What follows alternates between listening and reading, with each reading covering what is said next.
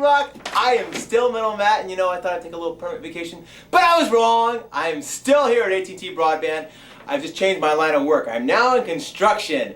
And sorry, Queens Rock, about the poster there, but my office is going through a little renovation here at AT&T Broadband. But you know what? Forget about the renovation. We've got a show, a heck of a show. I think you're gonna like it a lot. We've got Def Leppard from Cal Expo at the State Fair, an interview with Joe Elliott. So sit back, enjoy the special CC Rock construction style. All right, baby.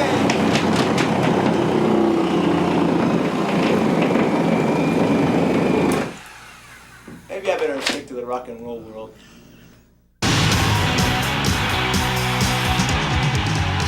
I've seen what drugs can do to people. If it doesn't kill you, it'll kill your soul. Drugs are nowhere, and I'm talking from experience. I've probably been through everything, done everything, took everything, and I could sure tell you that drugs are no way to go. Don't lose your friends. Don't lose yourself. Don't be a fool. It's no way to rock.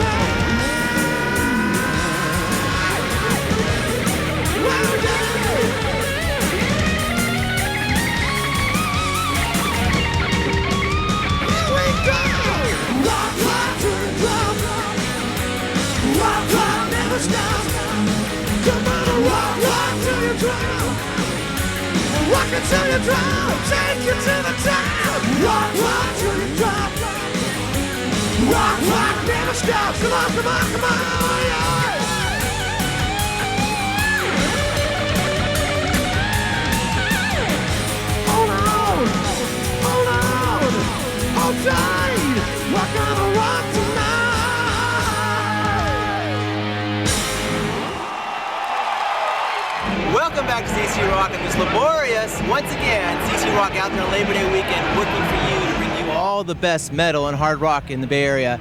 We now have Joe Elliott from Def Leppard. How you doing, Joe? Very well, very well. Well, you're on this big tour. I know it's been going on for a while now, the Euphoria tour. You put the album out a little while back, a year and a half ago, and it's going well and strong. Tell me about this album. I mean, I've heard a lot of good things about it. I've listened to it myself. It's got a mix of ballads and rockin'. I mean, you tell me what you think about it. It's just what I would have to say is a typical Def Leppard record, which is very varied. You know, we've never been a band that's just done 10 songs that are all the same. the common theme with any Def Leppard record is the variety on it. So that's why, you know, there's anything from full-on rock to ballads to an instrumental. But it's just got the trademark harmonies, the big guitars, you know, and the big hooks, which is something that we've always wanted to do. You know, we grew up in Britain in a very pop environment, and we dress up a lot of pop songs as rock, you know. A lot of our early influences weren't just like Zeppelin and Deep Purple, which were part of it, but it was also bands like Sweet and Slade and Bowie and T-Rex, Mott the Hoople and stuff like that, Queen. And we've always wanted to be a band that did big harmonies, and because we can all sing, and it's stupid not to use that if you have that ingredient in your band. You should use it to the best of your ability, which is something that we've always tried to do. Well, ever since I saw you guys are definitely using your best abilities all the way back to Blackfoot, back on the High and Dry tour. Of course, you had Pete Willis in the band at the time then.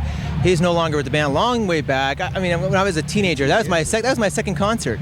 And I look back at that, and I always heard it was a problem with maybe drugs and alcohol. Is that drink, really? Pete had a problem with drink, and I just think he really wasn't tuned in the same way the rest of the band were. You know, we had to drag him into every situation. He didn't willingly go there, and he just got very tiresome after a while, and with the drinking, it just took it over the edge. It's like, Pete, you know, this is just not working out anymore.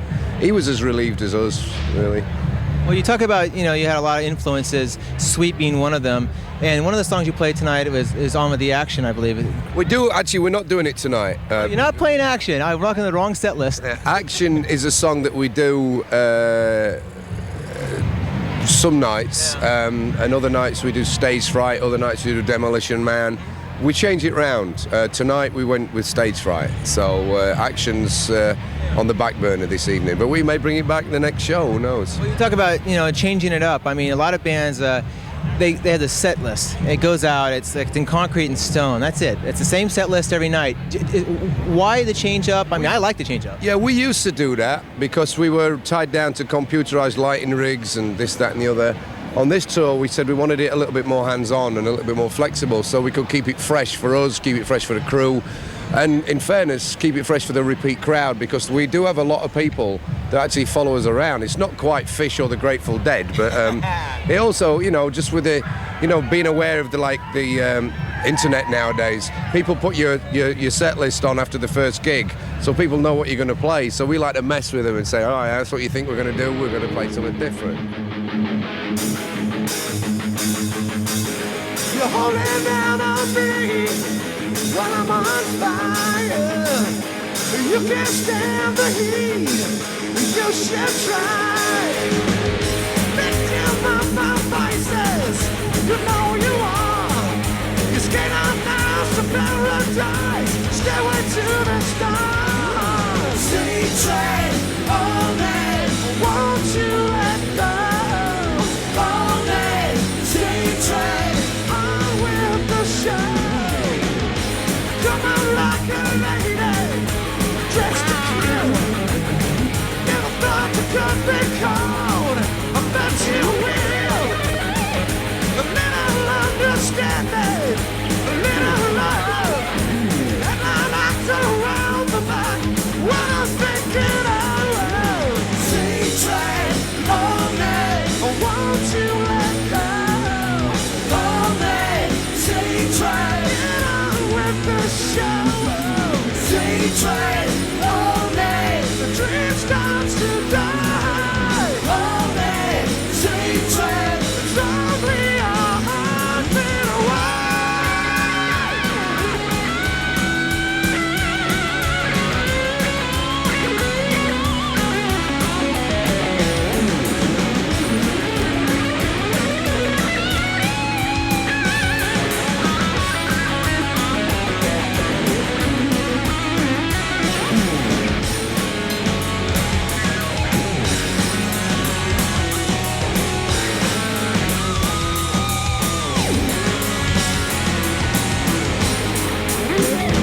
About the internet, I know you have this new guru who you hired on to do your website.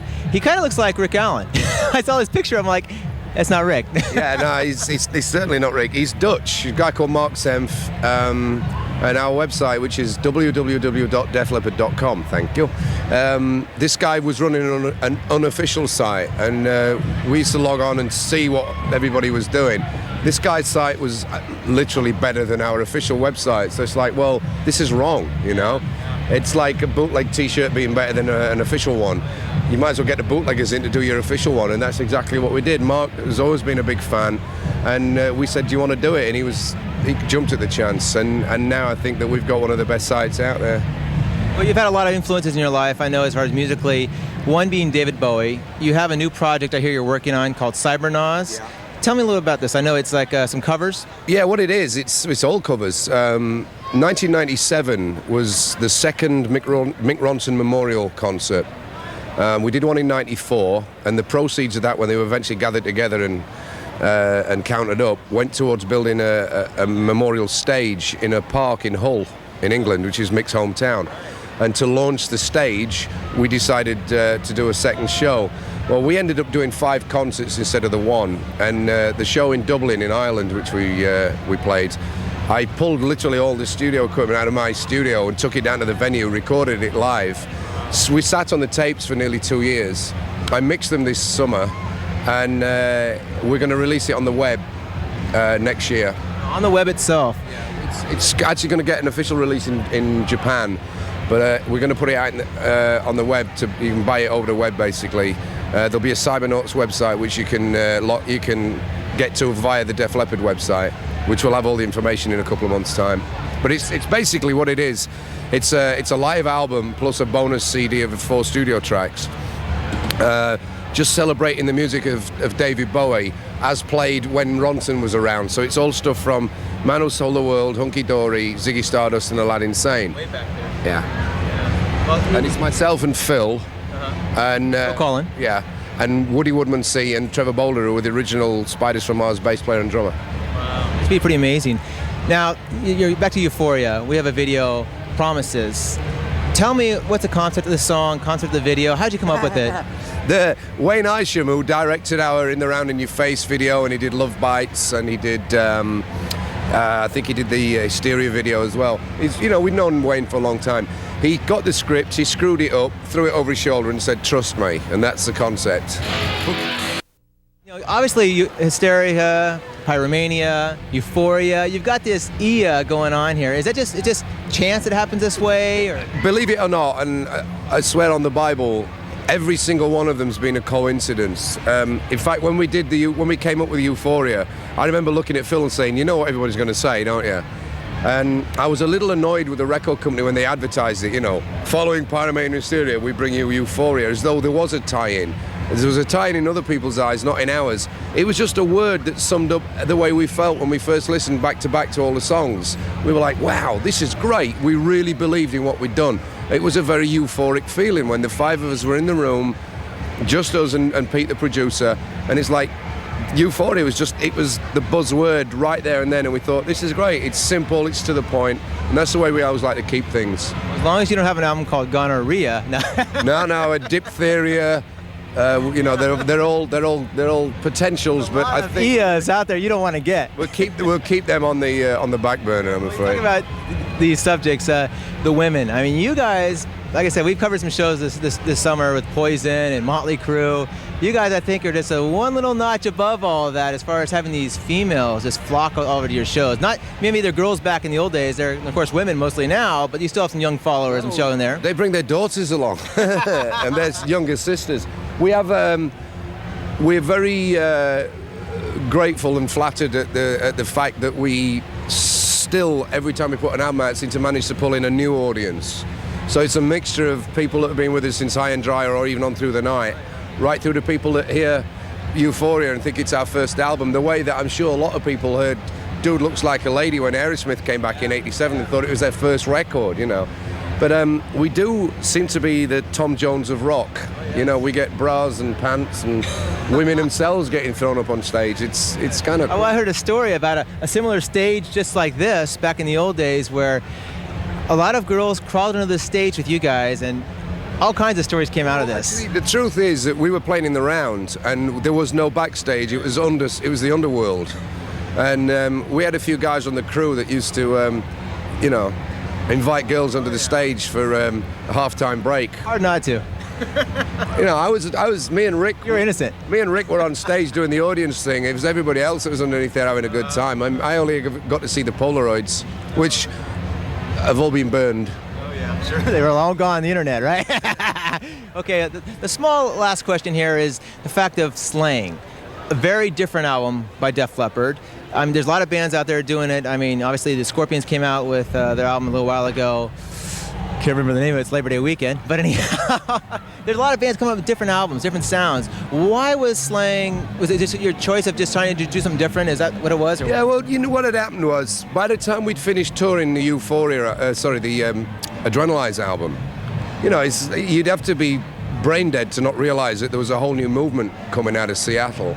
And we realized that, you know, we had to either change with the times or die, like many other bands did. That just end up coming back on these like 4-band kind of 80s revival tours, which we weren't really interested in doing.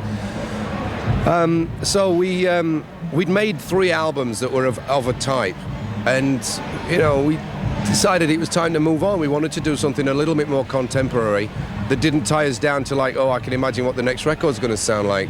So we just wanted to shock people, experiment, and going down avenues that we'd maybe closed off ourselves in the past. So we can't do something like that. It's like, well, why can't we? So we decided, you know, there was Indian influences, there was Gaelic influences, there was basic rock and roll, there was, you know, Rick playing an acoustic kit for the first time since he lost his arm. You know, a lot of live recordings in the studio. We just wanted to try something a little different, you know. We even jokingly said, let's call the album Commercial Suicide, because we knew exactly what we were doing, but it was something we had to get out of our system. Like I said, you know, the whole marketplace had been flooded with commercial pop rock, and we got, I think, unfairly lumped in with a lot of these other bands. We'd only done the 3 albums in 9 years, so we could hardly be blamed for flooding the market. It was all the Def Leppard copyists that flooded the market, and we had to distance ourselves from them, so we decided to just reinvent the whole sound. 7 years after the fact, we felt comfortable making another classic Def Leppard record, which is what we wanted to do. That's what actually Euphoria is. Euphoria is, but the Slang album was, I wouldn't like to say an experiment, but it was just a direction that we wanted to go in, and we've never let anybody dictate to us, like A&R people or whatever, how we should sound. It's like, this is it, you don't like it, hey, we'll give it to somebody else. Last question is, obviously the Bay Area has been dying for you guys to come around for the last couple of years. The last summer you guys couldn't make it by. This summer it doesn't look like it's going to happen really either. This is the closest we're getting in California. When are you coming back to the Bay Area? Well, you know, we go wherever the demand is, and unfortunately there's certain places on the in the States, and it happens to be a lot on the West Coast where there is no demand. Really? I mean, in LA. LA, the same thing, there's no gig in LA. Half your guys live in LA. I know, San Francisco, same kind of thing. There's a lot of these areas where, you know, the advice was, it's not worth going. You want to play into a half-empty house, go ahead. And we're like, no, we really don't, you know. Very interesting, because I've always thought you guys have been strong ever since the beginning, and now here you are in Euphoria, in a sense returning back to a lot of your old roots, but a great band. Yeah, it's one of those things that hopefully can turn around. I mean, what's not hip this year can be very hip next year, so you never know. You know, with the next record, of course we'd love to be able to come back and play a lot of the places that we've not done for a while, but at least on this tour we've got to play some places that we maybe haven't played since 83 or 87. So they got pimped on the last tour. Last time we played San Francisco, maybe we didn't do Battle Creek, Michigan. This time we did, and you know, there's so many places you can't literally get everywhere in. So it was a case of there's a certain time constraint as well, and we had to do what we could, and this was There's only 5 guys in Def Leppard, right? Until they can clone us, you know, this is it. You know, You got some pigs out there like that, but you guys ain't pigs. well, maybe under the stage now and again, but not anymore. Well, thank you very much. Great interview. Have a great show. Thank you. Cheers. Hello, Metal Matt, CC Rock. You've got the dime, so don't waste my time. What's up? Hey, it's the tour manager from Van Halen. Yeah, you guys are pretty cool, David Lee Roth, Eddie Van Halen, anything working out pretty good? Huh? Yeah? You guys are going to do some interviews. Well, that's cool. You know, you're in the area, and tomorrow you'd like to come by our AT&T studios here and do an interview. Here! In Walnut Creek. Oh my God. Figures. Timing is of the essence. Well, I'm sitting in the remnants of my old office here at AT&T Cable, and it's quite a mess, as you can probably tell. But this is probably the last time I'll be sitting in this chair. I used to have my great montage here of all my great pictures, but that is no more. Now, I am a construction worker. My name is Construction Matt. So, if you want to get in touch with Metal Matt, next month, another great show. This is going to be cool. We are going to have an interview with Iron Maiden. That's right, Dave Murray, Adrian Smith from Iron Maiden. Should be a great show from the Shoreland Theater. So keep your eyes on CC Rock. Back to work!